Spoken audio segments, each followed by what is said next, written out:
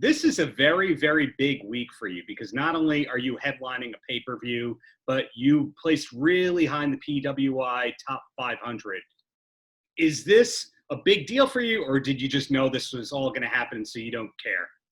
I hate to say I knew it was all going to happen, but I did. But that doesn't mean I don't care. I do care. I care deeply.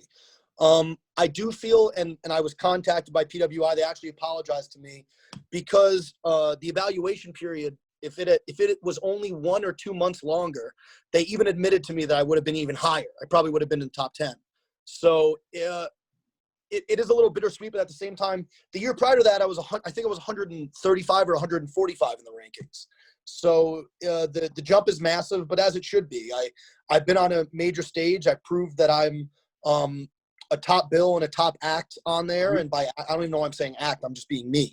But yeah. I've proven it. I've proven that I am one of the top guys in the industry, if not the top guy in all of AEW. And I look forward to proving that very fact this upcoming Saturday.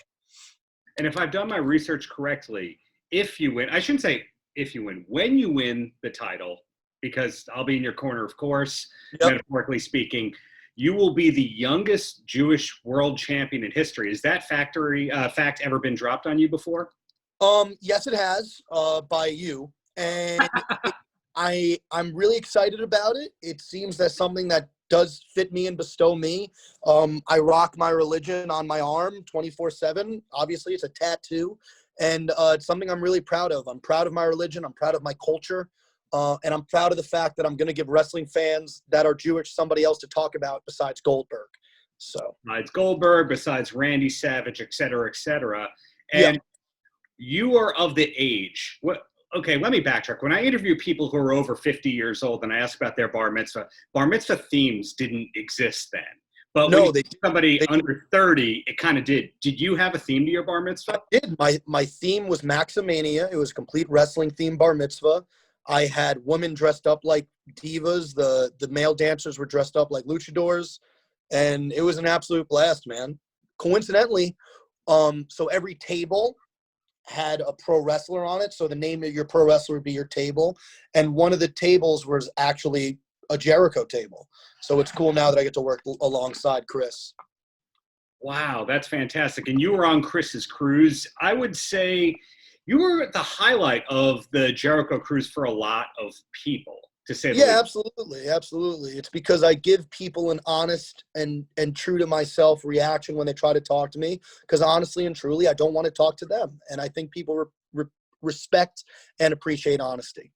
The comedian Craig Gass, I'm not sure if you know who he is or you met him on the cruise.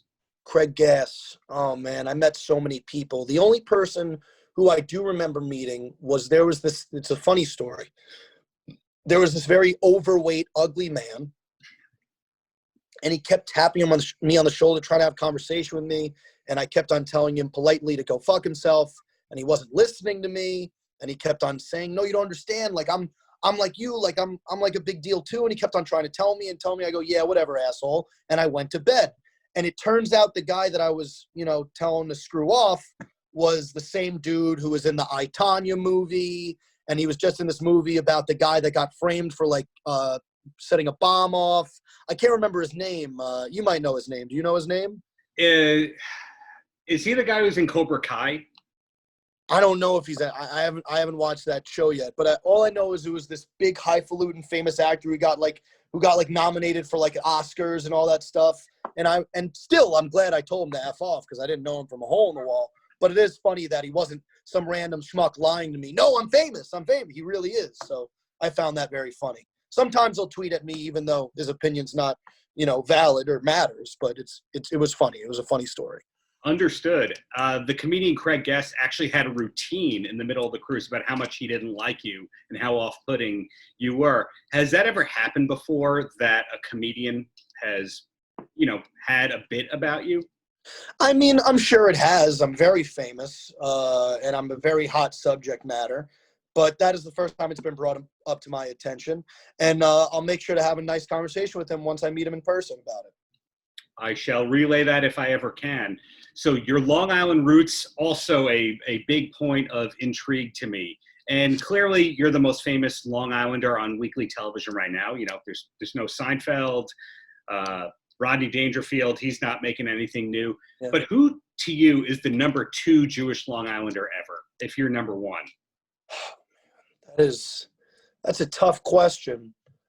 I'm going to say Foley, probably. I think that's a fair answer. Outside of that, I don't know. I really don't know. I should know more about my Long Island roots since I'm so proud of being a Long Islander, but I generally don't know what people are from Long Island off the top of my head. So, not like me memorizing all this kind of stuff. Yeah, be proud of yourself though. That's good. That's good nerding out. And another thing, if I can keep complimenting you, is you have an excellent theme song, which you had before you came to AEW. Did you co-write that? No, I did not actually. A friend of mine named John Carlo, who made a lot of the great videos that I was involved in on the independents, he wrote and produced that song. And I wanted to make sure, because to me, the song is a part of the character and the character is part of the song, the character being me, the greatest human being that ever lived. And I don't know, I think that was my dog.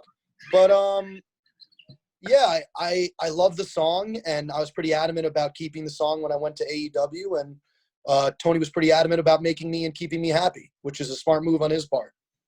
Absolutely. And I do see the ring that is on your finger. What's the worth on that? Is that $40,000? It is $75,000 ring. I just got it recently appraised yet again. The man told me it was $75, so it was more than I had originally anticipated it was. Wow. Another thing that intrigues me about you is you're the heir to the Pagel fortune. Absolutely. Bedrock Bagers, the Pagel, they're coming out like hotcakes at this point. My father's business is doing great, and I'm very proud of him.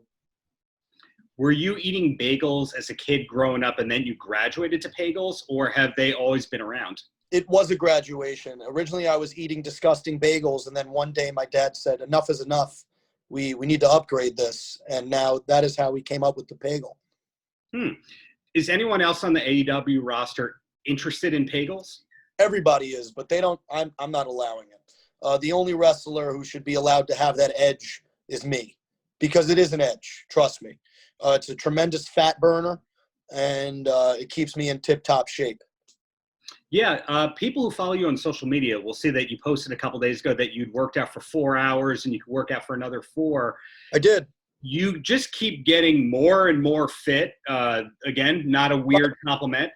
Yep. What was it that provoked or changed you in realizing that you shouldn't just be athletic, but also in tip-top shape? It kind of has always just gone hand in hand ever since I was born. So it's a tough question for me to answer. Were you ever a fat kid growing up? No. No, absolutely not. Got it. And then bringing it back to what we were supposed to talk about in the first place, your match with Mr. Moxley on Saturday, that ties in with the whole MJF 2020 campaign. What's going to change once you're elected, or at least the victor on Saturday?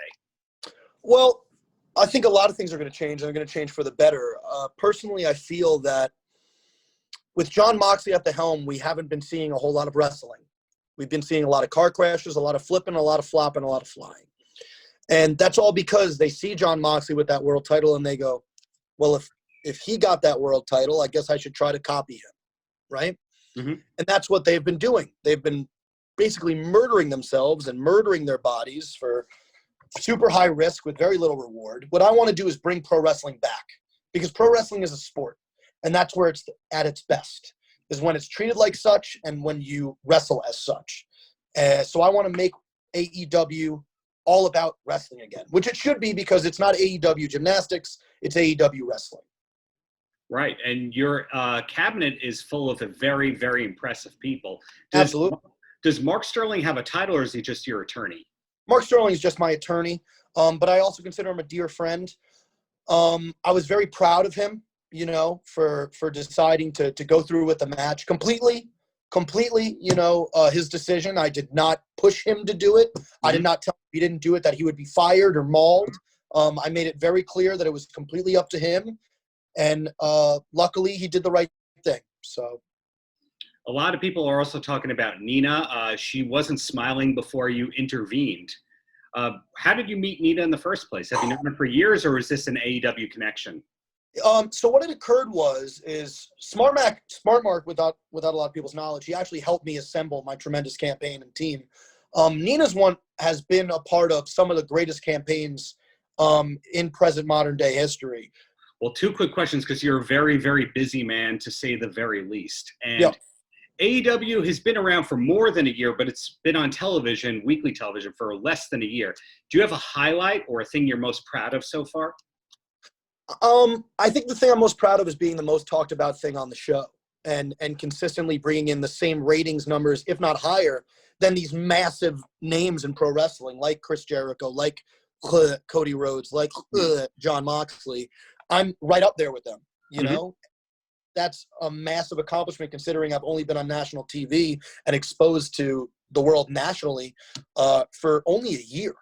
So I think that's what I'm most proud of, is being able to put such a massive footprint in the world of pro wrestling in such an extraordinarily short period of time. And the closer, Mr. Friedman, any last words for the kids?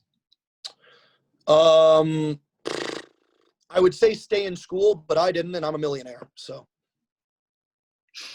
Case in point, you set your goals, you followed through, you achieved those goals. What else can we say to that? I don't know. Thank you so much for your generosity, for the expertise, and best of luck for Saturday. Absolutely. Ladies and gentlemen, remember, we deserve better. And come September 5th at All Out, I am going to give you better as I become your AEW World Champion. Thank you, Darren. And the world's first Jewish heavyweight champion in his early 20s. There you go. Paltrocast.